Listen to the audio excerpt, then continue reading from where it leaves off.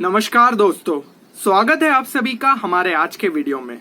तो यार ये वीडियो स्पेशली उन लोगों के लिए बनाया गया है जो कि अपनी क्लास 10 से क्लास 11th में मूव करने वाले हैं।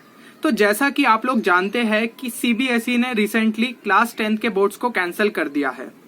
हो सकता है कि जब आपका रिजल्ट आए तो कुछ बच्चे उस रिजल्ट से सेटिस्फाइड नहीं हो और वो एग्जाम को फिर से देना चाहे, जिसका ऑप्शन सीबीएसई ने रखा है। बट हमें यहाँ पे एक चीज को समझने की बहुत ज्यादा जरूरत है, वो ये है कि हम अपने 10th बोर्ड्स की एग्जाम के पीछे अपना जो ये 2 साल का फेस है, इस वाले फेस को ऐसे डिले नहीं कर सकते हैं। क्योंकि आपको एक चीज समझनी है, ये जो आपका 10th बोर्ड्स है ये आपका शॉर्ट टर्म गोल है। आपका लॉन्ग टर्म गोल होना चाहिए आपके कॉम्पिटिटिव एग्जाम्स, जो कि आप अपनी क्लास 12th के रिजल्ट के बाद देने वाले हैं। वो हो गई कॉम्पिटिटिव एग्जाम्स, जैसे आपकी हो गई JEE Mains, JEE advance, BITSAT, NEET, आप जो भी स्ट्रीम लेंगे उसके बेसिस पे। तो अगर हमने अभी ये जो हमारे 2 महीने का फेस है, जो कि मतलब मैं ये मान के चल रहा हूँ कि 2 महीने के बाद रिजल्ट आएगा, उस हिसाब से आप लोग सिलेक्ट करेंगे कि whether you should give the exams और नॉट, है ना। तो अगर आपका रिजल्ट आपके मन मुताबिक नहीं आता है तो आप उस टाइम पे अपनी एग्जाम्स देंगे।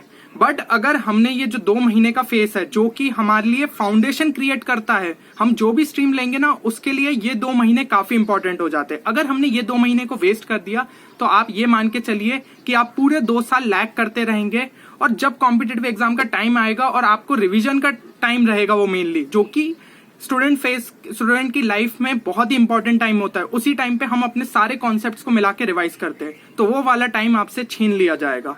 क्योंकि आप उस टाइम पे अपने जो बचे हुए चैप्टर्स है वो कंप्लीट कर रहे होंगे और इस कारण से आप अपना रिजल्ट बिगाड़ सकते हैं। जितना आप एक्सपेक्टेशन रख रहे हैं अपने उस रिजल्ट से, वो चीज आपकी बिगड़ सकती है। तो वो चीजें नहीं बिगड़े, उसके लिए हमें ये 2 महीने में क्या करना चाहिए, वही आज हम इस वीडियो में डिस्कस करने वाले हैं। तो जो स्टूडेंट्स पीसीएम के लिए ऑप्ट कर रहे हैं उनको किस तरीके से स्टार्ट करना चाहिए और ये 2 महीने का टाइम को किस तरीके से यूटिलाइज करना चाहिए। तो सबसे पहले यार आप लोगों को एनसीईआरटी से शुरुआत करनी चाहिए। एनसीईआरटी एक बेसिक बुक होती है। किसी भी एग्जाम के लिए अगर हम तैयारी कर रहे हैं तो सबसे पहले हमारा टारगेट होना चाहिए कि हम एनसीईआरटी को निपटाएं। तो आपको क्या करना है, एनसीईआरटी की लाइन बाय लाइन चैप्टर्स को पढ़ते जाना है, ठीक है। उसके सारे इंपॉर्टेंट टर्म्स को मार्क कर लीजिए, जितने भी फिगर्स हैं उनको अच्छे से समझ लीजिए और इस तरीके से आप उसे मार्क करते जाइए। साथ ही साथ अपने एक हैंड रिटन शॉर्ट नोट्स को प्रिपेयर करते जाइए। तो अब ये शॉर्ट नोट्स में क्या होता है और इसमें क्या इंक्लूड करना चाहिए, वो सब चीजों के लिए मैं एक आपके लिए अलग वीडियो लाऊंगा। तो ये शॉर्ट नोट्स हमारे लिए क्यों इंपॉर्टेंट हो जाते हैं, क्या होता है जब यार हम अपने ये पूरे 2 साल पढ़ लेते हैं ना, तो बहुत सारी चीजें होती है जो कि हम भूल जाते हैं। क्योंकि भाई आपने जो चीज 2 साल पहले एकदम जो आपके स्टार्टिंग के चैप्टर्स है वो अगर आपने ढंग से रिवाइज नहीं किए होंगे तो आखिरी टाइम पे वो चीजें आपको याद ही नहीं आएगी। तो उसके लिए ये शॉर्ट नोट्स जो है एक तरीके से आपके लिए रामबाण हो जाते हैं। क्योंकि ये शॉर्ट नोट्स में आपने सारे इंपॉर्टेंट कॉन्सेप्ट्स को लिखा होगा और आपने खुद लिखा है, इसलिए आपको पता है कि किधर पे आपने क्या चीज लिखी हुई थी।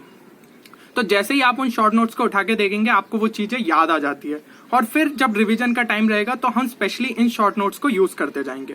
तो इसके लिए मैं एक अलग से वीडियो लाने वाला हूं जिसमें मैं बताऊंगा कि आपको शॉर्ट नोट्स को कैसे प्रिपेयर करते रहना चाहिए। अब ये बात तो कर ली हमने एनसीईआरटी की, बट एनसीईआरटी के साथ साथ मैं आपको हर एक सब्जेक्ट के लिए एक एक रेफरेंस बुक भी बताना चाहूंगा। तो ये रेफरेंस बुक्स क्यों, क्योंकि हम लोगों को यार अपनी थोड़ी कॉम्पिटिटिव एग्जाम्स की तैयारी करनी है ना।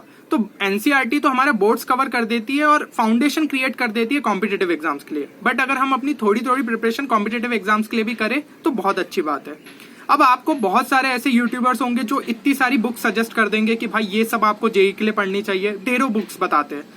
बट मैं आपके साथ ऐसा नहीं करना चाहता हूँ, क्योंकि ये जो 2 महीने का टाइम है हमें यहाँ पे डरना नहीं है, उल्टा अपना एक फाउंडेशन क्रिएट करना है। तो उसके लिए जितनी बुक्स मैं बता रहा हूँ वो आपके लिए सफिशिएंट रहेगी ये 2 महीने के फेस के लिए। तो एनसीईआरटी के साथ जो मैं बुक्स बता रहा हूँ वो ये है। सबसे पहले फिजिक्स के लिए हम एससीवी वॉल्यूम 1, एससीवी जो बुक है वो हर कोई फॉलो करता है जो कि अगर जेईई की प्रिपरेशन कर रहा है। साथ ही साथ नीट के लिए भी वो काफी इंपॉर्टेंट बुक हो जाती है। तो एससीवी की वॉल्यूम 1 के जितने भी आपके एक्सरसाइज के पीछे क्वेश्चंस दिए उनको हमें खुद से सॉल्व करना है, ठीक है। तो अगर आपने वो क्वेश्चंस को एनसीईआरटी के साथ पढ़ते हुए सॉल्व करते जा रहे हो और साथ ही साथ आप उसकी थ्योरी भी पढ़ सकते हैं, तो ये अगर आप कर रहे हैं तो ये सफिशिएंट है इस 2 महीने के फेस के लिए, ठीक है।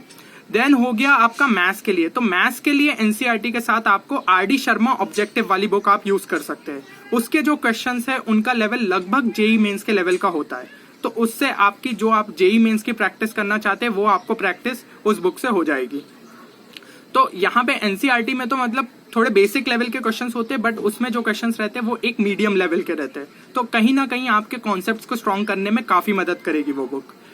अब देन अपन तीसरी चीज जो कि है अपनी केमिस्ट्री। तो केमिस्ट्री में होते हैं 3 सेक्शंस, एक होता है फिजिकल केमिस्ट्री, एक होता है ऑर्गेनिक केमिस्ट्री और एक होता है इनऑर्गेनिक केमिस्ट्री, है ना। तो फिजिकल केमिस्ट्री मेनली जो होता है वो न्यूमेरिकल बेस्ड होता है। तो न्यूमेरिकल्स की प्रैक्टिस के लिए एनसीईआरटी तो ठीक है, बट एनसीईआरटी के साथ हम एक बुक फॉलो कर सकते हैं जो कि होती है अपनी आरसी मुखर्जी। तो आरसी मुखर्जी जो बुक है वो फिजिकल केमिस्ट्री के लिए काफी अच्छी है। उसमें काफी सारे सॉल्व्ड एग्जांपल्स भी है, साथ ही साथ एक्सरसाइजेस भी दिए अनसॉल्व्ड एग्जांपल्स के, जो कि आप सॉल्व खुद से कर सकते हैं। तो इससे आपके न्यूमेरिकल्स की प्रैक्टिस काफी बढ़िया हो जाएगी। बात देन आई ऑर्गेनिक और इनऑर्गेनिक की। तो ऑर्गेनिक और इनऑर्गेनिक के लिए I think NCERT is more than sufficient. मतलब आपको मेंस और एडवांस के लिए ऑब्वियसली थोड़े कॉन्सेप्ट ज्यादा लगेंगे, बट अभी का जो ये 2 महीने अगर आप एनसीईआरटी के ही चैप्टर जो कि ऑर्गेनिक और इनऑर्गेनिक के अगर अच्छे से कर लेते हैं तो वो बहुत ही अच्छी बात हो जाएगी। क्योंकि कहीं ना कहीं आपके मेंस हो गई एग्जाम, देन बिटसेट एग्जाम हो गई, नीट हो गई, तो एनसीईआरटी से line by line direct question उठ के आ जाते हैं कि जो एक लाइन दी है उसमें से एक वर्ड को वो गायब कर देंगे और पूछेंगे और 4 ऑप्शन देके कि अब इसका आंसर क्या होगा। तो ऐसे क्वेश्चन काफी देखे गए। तो इनऑर्गेनिक और ऑर्गेनिक के लिए आप एनसीईआरटी को ही पहले अच्छे से कर ले तो बहुत बढ़िया है। तो जो मैंने बुक्स बताई है अपनी एनसीईआरटी और रेफरेंस बुक की, अगर उसमें से आपने अपना 30 to 40% सिलेबस भी कर लिया ना 11th का इस 2 महीने के फेस में, तो आप बाकी बच्चों के कंपैरिजन में लगभग एक तरीके से हेड स्टार्ट ले लेंगे, head start towards your competitive exams. ठीक है, अपन को यार अपना ये शॉर्ट टर्म गोल नहीं रखना है कि भाई 10th के बोर्ड्स निकल गए हमें छुटकारा मिल गया। अभी तो यार अपने को 12th बोर्ड्स देने और साथ ही साथ कॉम्पिटिटिव एग्जाम भी क्रैक करनी है ताकि आपको एक बेहतरीन कॉलेज मिले पढ़ने के लिए। तो उसके लिए इंपॉर्टेंट हो जाता है कि हमें ये जो अपना सिलेबस है, ये इनिशियल जो फेस है अपना 2 महीने के, इसमें अपन ज्यादा से ज्यादा चीजों को कवर कर पाए। बाकी बच्चे इसी चीज में फंसे रहेंगे कि भाई बोर्ड का रिजल्ट कैसा आएगा, उसके बाद हमें एग्जाम देनी चाहिए। तो यार जब एग्जाम होंगी उस टाइम पे अपन को थोड़ा सा टाइम तो मिलेगा ही। अपन 10th की चीजें अपन को आती है तो उस टाइम पे अपन रिवाइज कर सकते हैं, बट ये 2 महीने अगर अपन ने वेस्ट कर दिए तो पूरे टाइम अपन को रिग्रेट रहेगा 2 साल कि भाई अगर मैंने वो इनिशियल 2 महीने के फेस में चीजें कर ली होती तो लास्ट तक मेरे को कोई तरीके का लैग नहीं होता।